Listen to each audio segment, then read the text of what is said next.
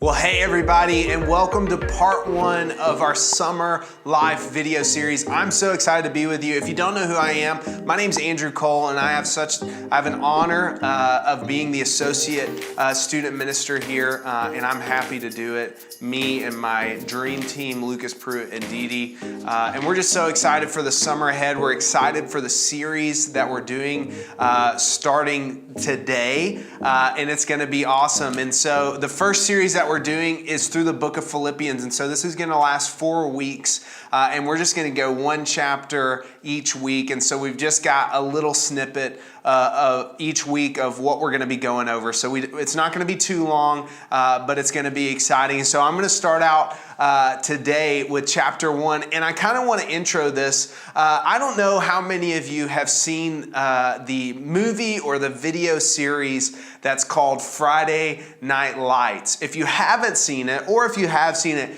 you can feel the tension in the room as you're about to go out for a football game. It's a really, really challenging opposition that you're facing, and everybody in the room is nervous. And the coach looks at the whole team in the room, and he says, "Clear eyes, full hearts," and the whole team behind us all says, "Can't lose," and they scream it to the top of their lungs. That theme is what I want to go on, what Paul was thinking when he was writing the book of Philippians. You see, when Paul was writing the book of Philippians, he was actually in jail. And he was writing to a church in Philippi who was going through some pretty suffering circumstances. They were being persecuted. This was the early church, remember? So they were being taunted, persecuted. They were being killed even for their faith in the Jesus who had just risen. And so in chapter 1, I want to zone in on on a couple of different verses actually, but on one particular verse, and it starts in chapter 1, verse 21. And this is Paul, and he's remember in prison, and he's saying this to the people who were following Jesus at the time. He says, for to me, to live is Christ, and to die is gain." The next verse says, "If I am to go on living in the body, this will mean fruitful labor for me. Yet what shall I choose? I do not know. I am torn between the two. I desire to depart and be with Christ, which is far better, but it is more necessary for you that I remain in the body." Now what Paul is saying in this verse, Paul, remember, was one of the first persecutors of the church. Like, he hated the church. This was when he was called Saul. He hated the church. In fact, he hated the early church, the early followers of Jesus, so much that it was his job to hunt down and to put these people in prison or to put them to death. Like, he hated the Jesus church, the Jesus movement. But then if we remember in the book of Acts, we saw Paul actually meet face to face with Jesus in this powerful conversion story. And Paul started following Jesus at that point. And so what I really want us to center around today is Paul's love for Jesus. Paul didn't follow Jesus in those early years before Jesus had passed away. Paul had no idea who he was. He probably heard about him, but he had no idea the impact that Jesus was having on the lives of people until he met Jesus face to face there that day. And so what I want to go over is that Paul loved Jesus. He saw Jesus' vision, and he wanted nothing more than to be in his presence. He wanted nothing more but to follow Jesus after that conversion. Paul loved Jesus.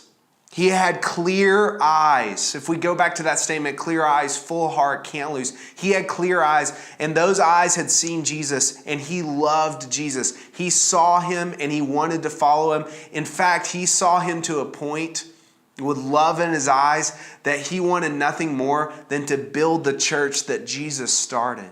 And so Paul had clear eyes. The second thing Paul had was a full heart. You see, remember when Paul wrote this letter, he was in prison, but he was content being there. Paul, who was being persecuted, he was in prison and he was content. We can see that in the way that he writes. He's saying, hey, for me to live, I'm going to live like Christ. And we can see in this chapter 2 that when he was in prison, it would have been easy for him just to wallow in the sadness that he had, to just be sad and to be in prison and just to rot there. But Paul used this opportunity to reach people in the name of Jesus. And that's what's so cool is Paul was totally content with being there. He was content when he had a lot. He was content when he was, roaming the world around him, preaching Jesus. But he was also content even when he was persecuted, even when he was in jail. Paul had a full heart because he was content.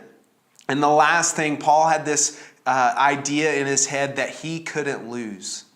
He said, for me to live is Christ. So for me to live, I'm going to live life as Christ lived, and to die is gain. Now, don't let that speak to you in a grim way because it's actually very powerful. You see, Paul loved Jesus so much that he knew that if he died, he would go on and be with Jesus.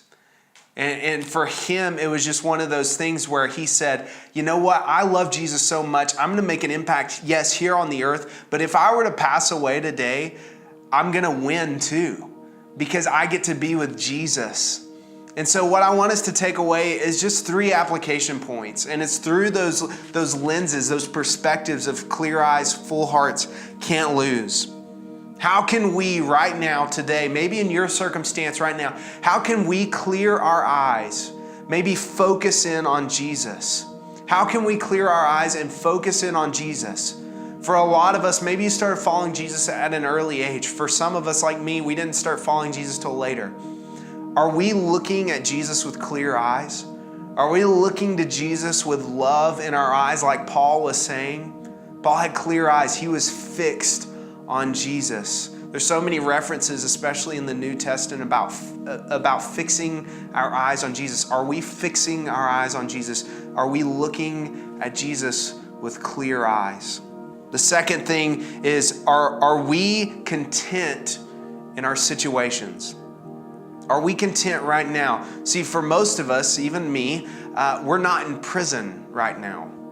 We're not going through the suffering that the early Jesus church was being confronted with. In fact, most of us, you're probably sitting at home on your phone or on your computer listening to this in freedom. And so are we being content in all situations?